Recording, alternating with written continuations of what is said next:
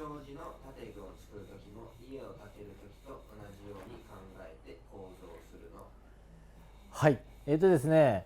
こういう建具を作る時もですね、必ず、材料の性質を考えて、作っていく必要があります。一番単純にですね考えなければいけないのは、材料がどのように曲がるかということを考慮します。で、建具の場合ですね、必ず、中に、組み子が入っていますんで、それで、材料を支え合うことができます。つまり、この外側の構造のフレームですね、構造のフレームが必ずこういうふうに変形するように組み立てていく、それが基本になりま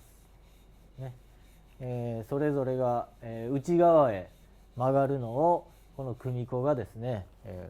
支え合う、そういうふうな考え方で、建具を組み立てる、そういうふうにしています。